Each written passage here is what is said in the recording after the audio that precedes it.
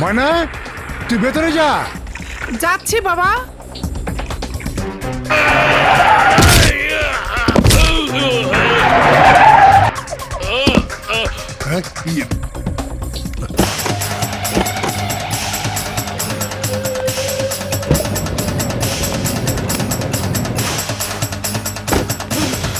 না না না, মেরেন না।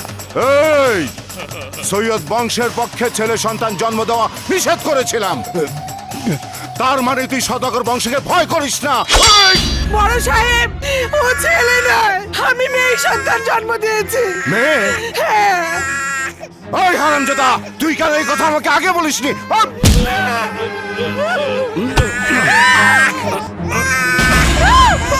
ভাইজান, এটা মেয়ে নয়, এটা ছেলে। তাই নাকি? স্বামীকে বাঁচানোর জন্য আমি মিথ্যে বলেছি সাহেব। আমাকে মাফ করে দে, মাফ করে দে, দয়া করুন সাহেব। আমাকে বিধবা করেছেন, দয়া লাগে আমাকে সন্তান হারা করবেন না।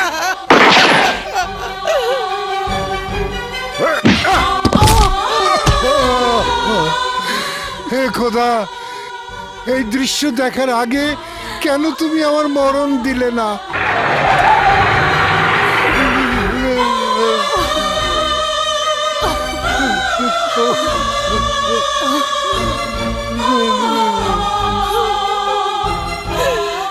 তোদের এই অন্যায় অত্যাচার দিনে দিনে পাহাড় সমান হয়ে গেছে। তোদের মরণ সবাই নিজের চোখে দেখবে, কারণ তোদের আজরাইল হয়ে ওই সৈয়দ বাড়ির সন্তান আজ হোক কাল হোক একদিন আসবেই।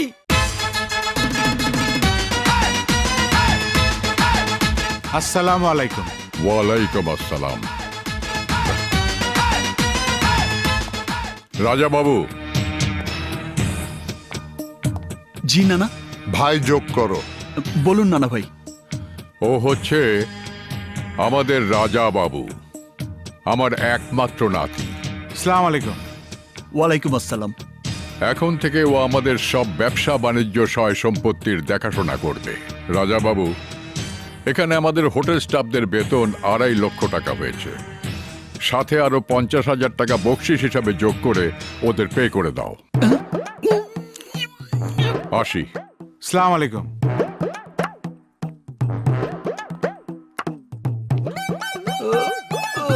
ছোট জমিদারের হাত মাথায় নয়, দানের জন্য বাড়িয়ে দিতে হবে। টাকাটা পে করে চলে এসো। শালায় তার প্যাস লাগাই দিয়ে গেল।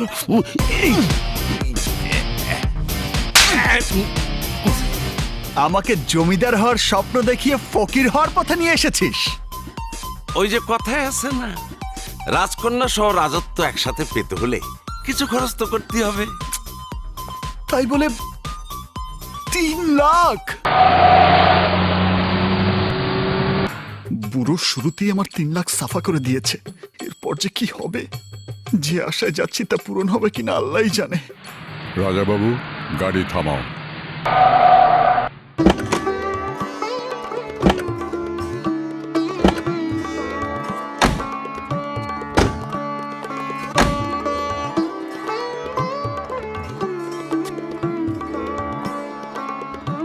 এই পুরো এলাকাটা হচ্ছে বাবুনগর, আর এটা হলো সৈয়দ বাড়িতে যাওয়ার একমাত্র পথ।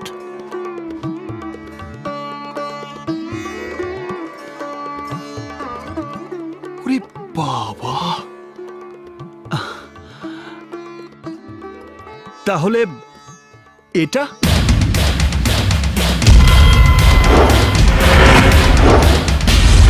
এই এলাকায় আমাদের চেয়ে ক্ষমতাবান আর কেউ নেই, তা সবাইকে জানিয়ে দেওয়ার জন্য আগামী 1 বৈশাখে নেতৃত্বের লড়াইয়ের দিনে প্রতিটি অলি গলি আর পাড়া মহল্লায় একমাত্র ক্ষমতাবান ব্যক্তি হিসেবে তোমার ছবি দিয়ে বিলবোর্ড লাগানো থাকবে। ড্যাড।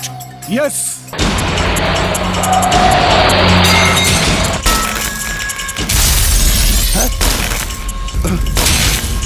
সাহেব, এইমাত্র দেখে এলাম সৈয়দ বাড়ির উত্তরসরি গাড়ি চালিয়ে সৈয়দ বাড়ির দিকে যাচ্ছে। সৈয়দ বাড়ির সন্তান আসা মাত্রই আমাদের বাড়িতে আগুন। এই মনে হচ্ছে তোর গায়েও লেগেছে। ড্যাড, সামনে 1 বৈশাখ, তার মানে ও সময় মতোই এসেছে। এবার ও বুঝবে আমরা সেই ধারালো করাত, যাকে ধরি সে হয়ে যায় বরবাদ।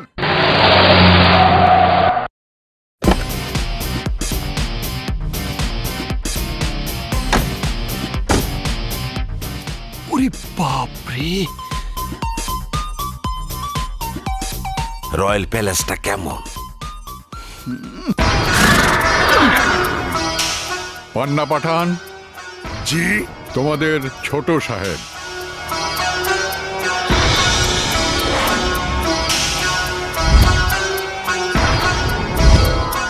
এই পান্না পাঠান, হা করে কি দেখছো? ও আমাদের রাজা বাবু। সালাম দাও। সালাম রাজা বাবু। আচ্ছা, ওই ঘোড়াটা আমার দিকে এমন খ্যাপা চোখে তাকিয়েছিল কেন? আমি যে ডুপ্লিকেট, ও কি তা আঁচ করতে পেরেছে? বোবা পশু সবই বুঝতে পারে। ভেতরে চলো। জি, চলুন। চল। Welcome Raja Babu, welcome. এটা আবার কোন মাল? হাই ইয়াং ম্যান, তোমাকে দেখে মনে হচ্ছে শাহরুখ আর সালমান খানকে ব্লেন্ডারে মিক্স করে তোমাকে তৈরি করা হয়েছে। কাজের বুয়া নাকি? না, তোমার বড় বোনের হবু স্বামী।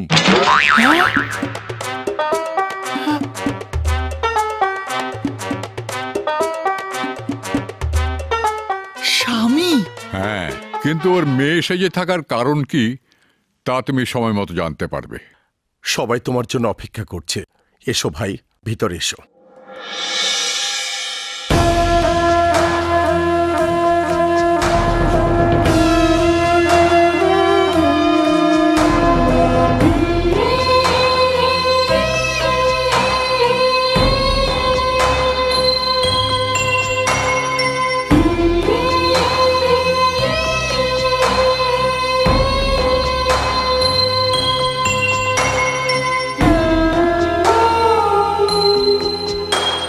রাজা বাবু,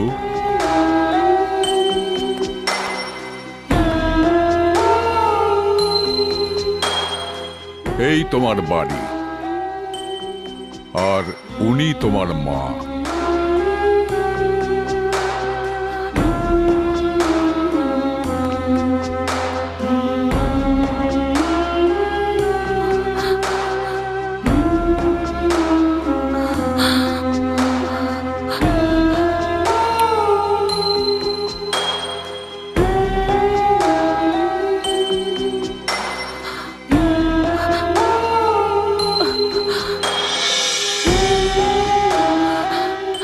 ওই ঘরের ভেতরে সৈয়দ বাড়ির আদর্শ রয়েছে, তাই সবার আগে সেই আদর্শের দোয়াটা নাও।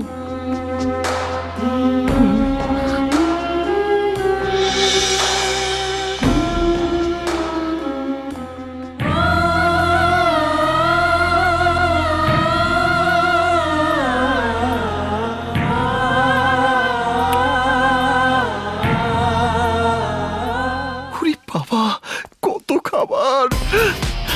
নিখা,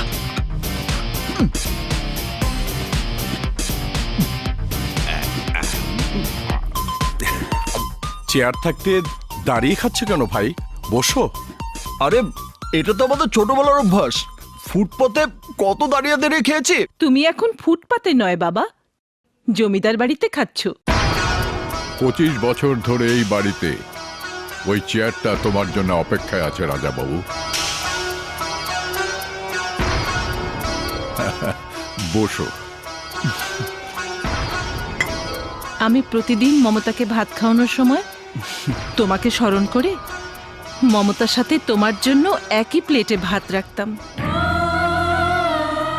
যেদিন থেকে আমি জানতে পেরেছি আমার একমাত্র ছোট ভাই আছে, সেদিন থেকে আমি ভাবতে থাকি আমার ভাই কোথায় আছে, কেমন আছে, আর ও ঠিকমতো খেয়েছে কিনা।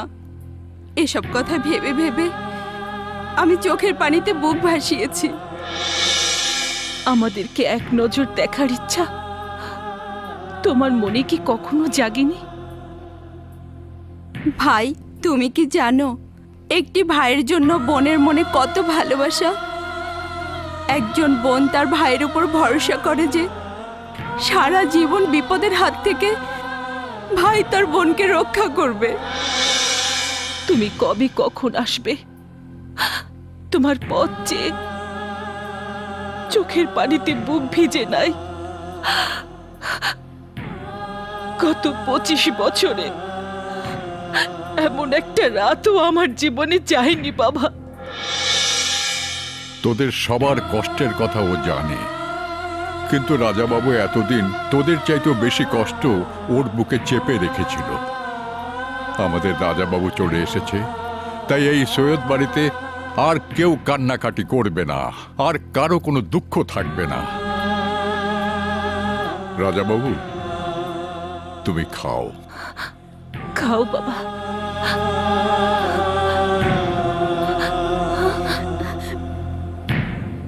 রাজা বাবু,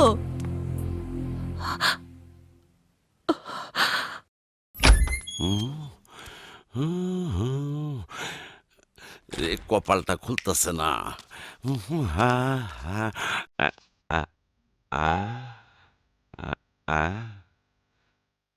কি রে, কি হয়েছে?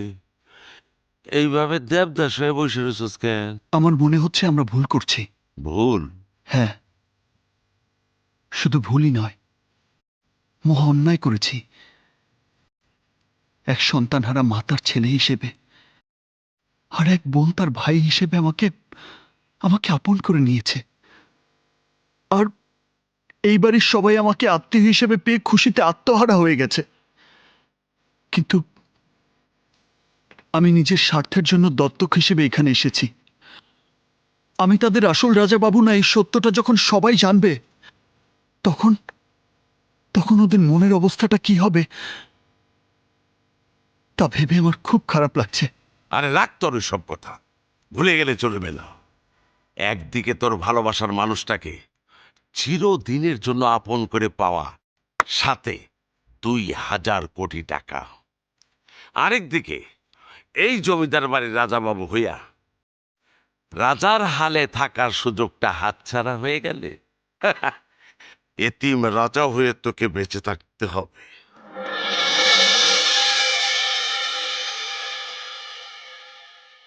শক্তিশালী দেহ, বুক ভরা সাহস আর চোখ ভরা তেজ, কিন্তু মনটা তুলার মতো নরম। শুনলে তো আমার মনটা কেমন? রাজাবাবু, জি? ওকে 1 লাখ টাকা বকশিস দিয়ে দাও। 1 লাখ টাকা?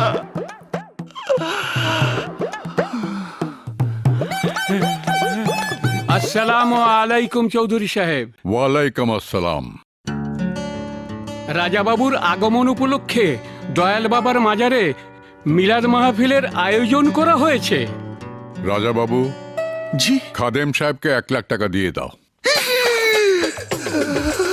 আরো 1 লাখ? মন চলছে তোকে। এই শালা, বলেছিলি না 2000 কোটি পাবো আর রাজাবাবু হয়ে রাজার হালে থাকবো? এভাবে 5 দিনে উল্টো আমার 5 লাখ চলে গেল। পুরো মাস শেষ হওয়ার আগে মনে হয় থালা নিয়ে আমাকে রাস্তায় গিয়ে দাঁড়াতে হবে।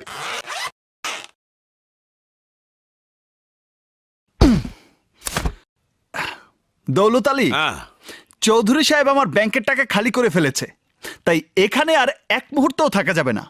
এক্ষুনি চলে যাব। চল চল।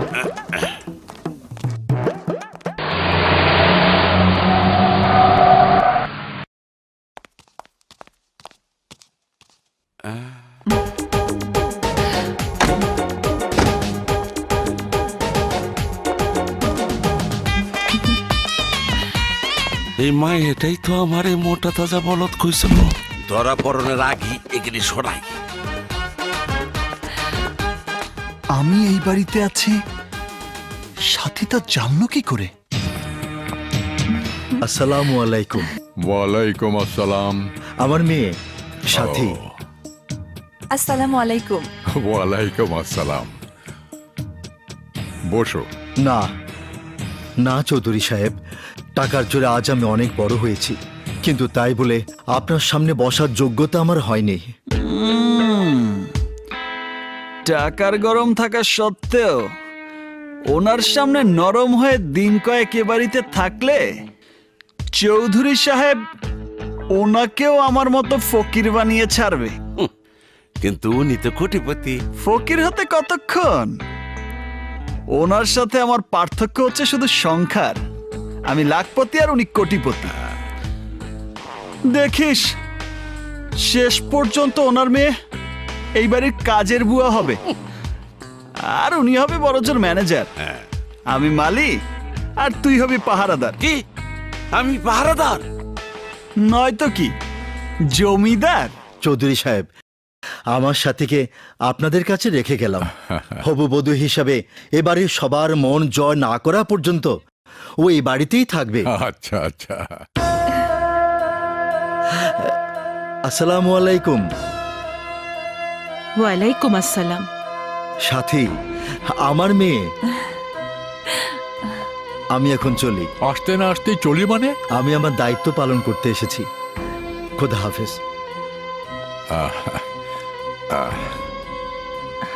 মমতা, বলো মা। যা ওকে নিয়ে আয়। এই চল। চলো। আয় আয়। সাথী চলো।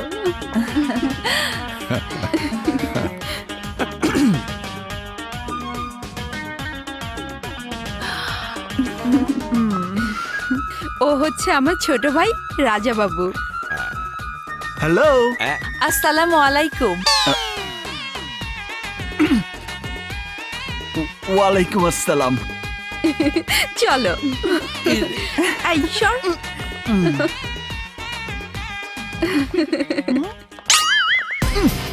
এসো। ও এখানে পা রেখে আমার হৃদয়টাকে লক করে দিয়েছে, আর তাতে আমার চলে যাবার পথও বন্ধ হয়ে গেছে। মানে? যাকে আপন করে পাওয়ার আশায় এখানে রাজাবাবু হয়ে এসেছি, সে যখন এখানে চলে এসেছে তখন আমার পুরো ৭৫ লাখ চলে গেলেও আমার আর কোনো আফসোস থাকবে না। কিন্তু হবু বধূ হিসাবে সাথীর এখানে আসার কারণটা কি? কারণ একটাই, আমি এই বাড়ির সন্তান। নিশ্চয়ই সেই খবর জেনে ও এখানে এসেছে। হ্যাঁ, তাহলে তো তুমি সার্থক প্রেমী। তোমাকে সাথীর জীবন থেকে আলাদা করতে পারে এমন কেউ নেই পৃথিবীতে।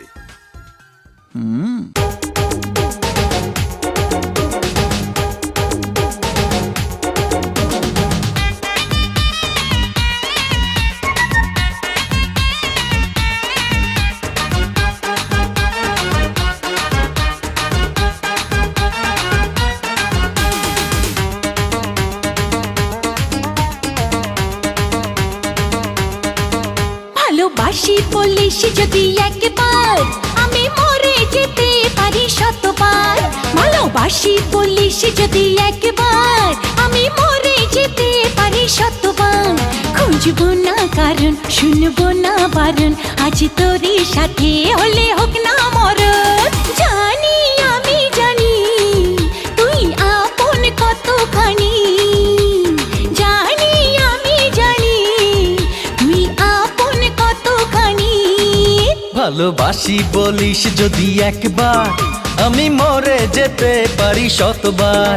খুঁজবো না কারণ, শুনবো না বারণ, আজ তোরই সাথে হলে হোক না মরণ। জানি আমি জানি তুই আপন কতখানি, আরে জানি আমি জানি তুই আপন কতখানি।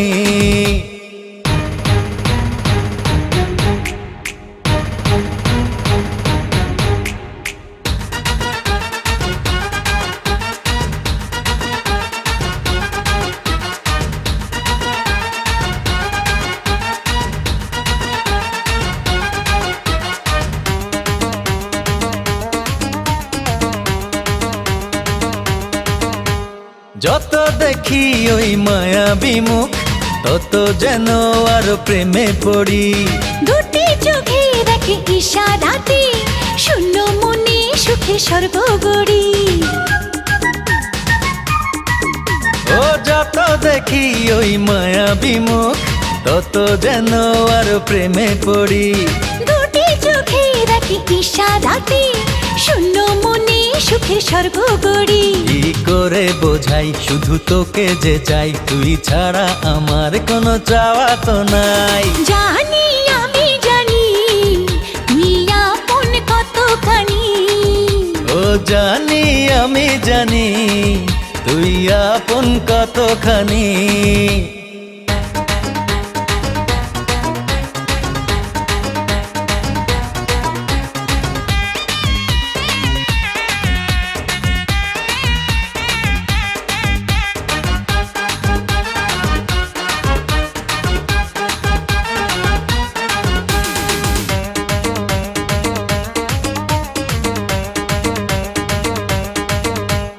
আমার মাঝে আজ নেই তো আমি, খুঁজে ফিরি তোকে সারা বেলা। একটুখানি চোখের আড়াল হলে কেন জানি লাগে খুব একলা। আমার মাঝে আজ নেই তো আমি, খুঁজে ফিরি তোকে সারা বেলা। ও একটুখানি চোখের আড়াল হলে কেন জানি লাগে খুব একলা। তুই গেলে দূরে রবু কেমন করে, যদি হারিয়ে যাস আমি যাব মরে। জানি আমি জানি তুই আপন কতখানি। আরে জানি আমি জানি তুই আপন কতখানি। ভালোবাসি বলিস যদি একবার, আমি মরে যেতে পারি শতবার। খুঁজবো না কারণ শুনবো না বারণ, আজ তোরে সাথে হলে হোক না মরণ। জানি আমি জানি তুই আপন কতখানি। জানি আমি জানি তুই আপন কতখানি। আসসালামু আলাইকুম। ওয়ালাইকুম আসসালাম। কোথায় কোথায় রাজা বাবু? চুপ করে আছেন কেন চৌধুরী সাহেব? বলুন আমার হবু জামাই কোথায়? দেখতে কোনো সুপারস্টার হিরোর মতো নাকি কমেডিয়ানের মতো? ভাইয়া উনি কি যাত্রা দলের বিবেক না গায়েন? নো নো, উনি তোমার মেজ ফুপা। এই ফ্যামিলির জন্য নিজের জীবন উৎসর্গ করে দিতেও দ্বিধাবোধ করেন না, তাই চোখ দুটোকে চিরদিনের জন্য হারিয়েছে। কি হলো আমার জামাই বাবাজি কোথায়? আরে এই তো আঙ্কেল, এই যে এখানে, এই যে।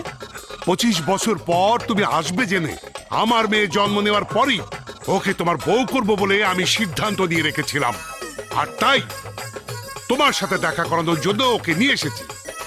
মা সুইটি, এদিকে আয় তো মা। নো ড্যাড, আমার লজ্জা লাগছে।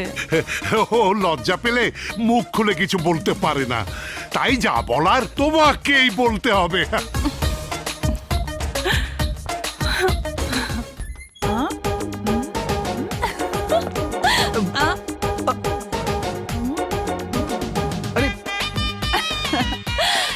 Happy birthday to you.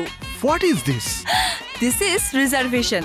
মানে আমাদের এঙ্গেজমেন্ট উপলক্ষে ড্যাডি তোমার জন্য এই আংটিটা কিনে রেখেছে, তাই এইটা তোমাকে পরিয়ে দেওয়া মানে আমাদের বিয়ে অর্ধেক হয়ে গেছে। আচ্ছা,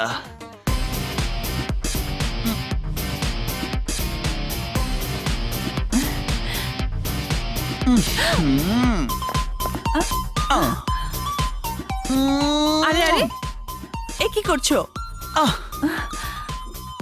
1/2% বিয়ে যখন হয়েই গেছে তখন তুমি আমার হাফ বউ, তাই হাফ আদরটা তোমাকে দিতে চাই। ওহো, বিয়ের আগে এসব নয়। ঠিক আছে, তাহলে জড়িয়ে ধরি।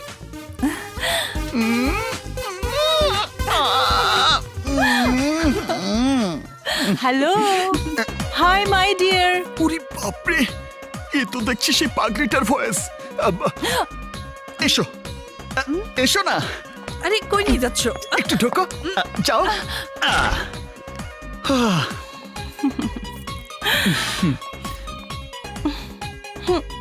তোমার কথা ভাবতে ভাবতে আমার না ঘুম আসছে না। আমার মনে হলো আমার মতো তোমারও একই অবস্থা। আর তাই লজ্জা শরমের মাথাকে তোমার কাছে ছুটে এলাম।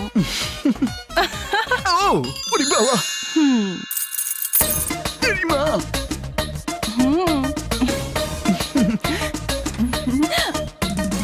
আমার বান্ধবীরা বলেছে মেয়েদের নুপুরের শব্দ শুনে ছেলেরা নাকি পুলকিত হয়ে যায়। আমার নুপুরের সাউন্ড কি পুলকিত হওয়ার মতো?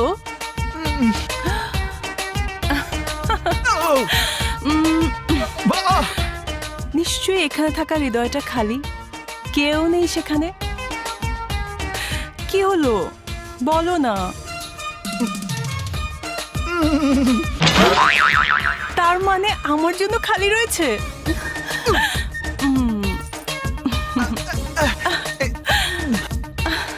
What is this? This is booking. Booking মানে?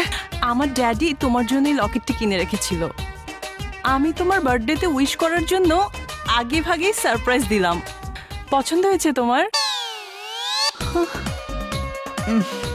এই লকেট তোমাকে পরিয়ে দেওয়া মানে আমাদের অর্ধেক বিয়ে হয়ে যাওয়া।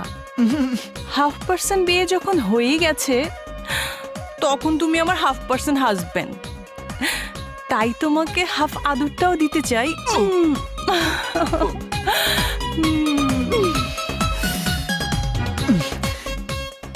আমি এসবের এখনো কিছুই বুঝি না।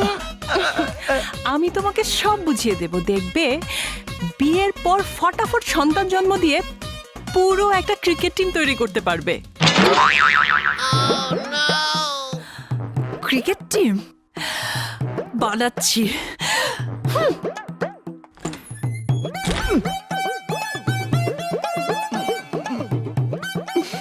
বুঝতে পেরেছি আমার মতো তোমারও লজ্জা বেশি, তাই লজ্জা কমিয়ে চান্সটা কাজে লাগাও।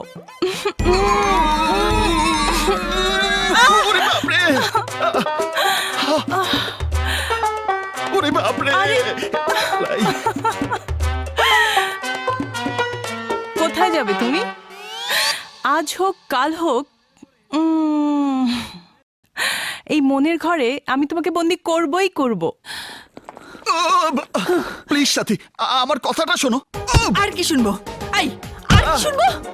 নুপুরের আওয়াজ শুনে মনটাকে পুলকিত করেছে, বুকিং দিয়েছে, 1/2% বিয়ে করেছে, 1/2% আদর দিতে চেয়েছে।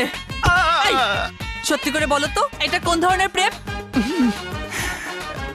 One sided.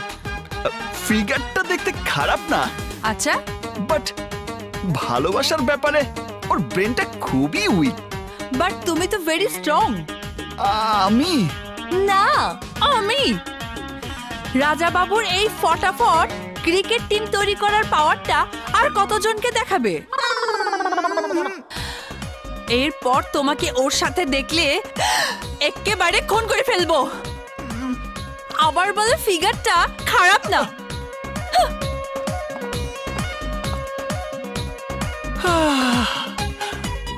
মোর জ্বালা, এখন আমি কি করি? সুইটি বলে চান্সটা কাজে লাগাতে, আর সাথী বলে খুন করে ফেলবে। ওই এক রাজা বাবুর জীবন কেড়ে নেওয়ার জন্য এতগুলো হাতিয়ারের কি প্রয়োজন আছে? ড্যাড, শত্রুকে দুর্বল ভাবাটা হবে বোকামি। কারণ রায়হান বাবুর ওয়াদা অনুযায়ী যে সন্তান এসেছে তার এক ফোঁটা রক্ত আমাদের এই ধারালো হাতিয়ারের চাইতে অনেক বেশি শক্তিশালী হতে পারে। চুপ করো ভাইজান, তোমার বদলে এই কথা যদি অন্য কেউ বলতো তাহলে আমি ওর জিপ কেটে কুত্তা দিয়ে খাওয়াতাম। এই চেয়ারম্যান, বলুন সাহেব। ক্ষমতার লড়াইয়ের বার্তা ওই সৈয়দ বাড়িতে পৌঁছে দাও, কারণ ওর রক্ত চুষে নেওয়ার জন্য এই মাটি হাহাকার করছে। আসসালামু আলাইকুম। ওয়ালাইকুম আসসালাম। আগামী পরশু পহেলা বৈশাখ, তাই নেতৃত্বের লড়াইয়ের সম্মতি আগামীকালের মধ্যেই জানানোর নিয়ম। কিন্তু